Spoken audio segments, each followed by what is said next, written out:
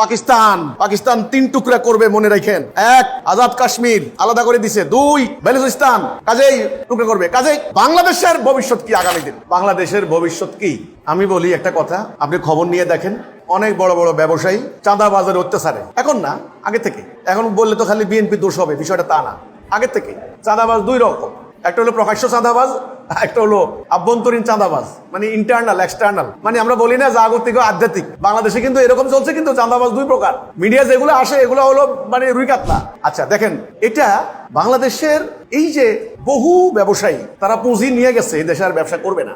বহু আমলা উচ্চশিক্ষিত লোক ওরা দেশ ছেড়ে চলে গেছে, ছেলে মেয়েকে সেটেল করে দিয়েছে কানাডা, আমেরিকা, ইংল্যান্ডে, জার্মানিতে। ওরা এখানে বহু ঢাকার বাড়িওয়ালা তারা ইউরোপে জায়গা কিনেছে, আমেরিকা জায়গা কেউ থাকবে না। অনেক লোক এখানে এই দেশে। আপনি হিন্দুরা বলে যে আমরা জুলুমের শিকার, হিন্দুদের অভিযোগ। এখানে পাহাড়িরা বলে আমরা জুলুমের শিকার। এখানে ভিন্ন সংগঠনে যারা মাজারপন্থী আছে না, মাজারপন্থী মারেপন্থী লাইন, আপনি তাদের সাথে কথা বলেন, দেখবেন আমি তো সেমিনার করি বিভিন্ন জায়গায়, তাদের কষ্ট দুঃখ, তারা কাঁদে বলছে এই রাষ্ট্রটা হয়ে গেছে আমাদের বসবাসের অযোগ্য। তাহলে আপনি এখানে যারা মারেফতি লাইনের তাদের জন্য অনিরাপদ, যারা ভিন্ন ধর্মের লোক তাদের জন্য অনিরাপদ, তাহলে এটা কার জন্য? এই জায়গাটা কার রাষ্ট্র হয়ে গেছে?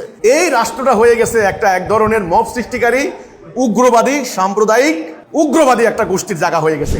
এখন আপনি বলেন, একদিকে আমেরিকার আধিপত্য, আরেকদিকে চীনের আধিপত্য, আরেকদিকে ইন্ডিয়ার ষড়যন্ত্র, এই যে অলরেডি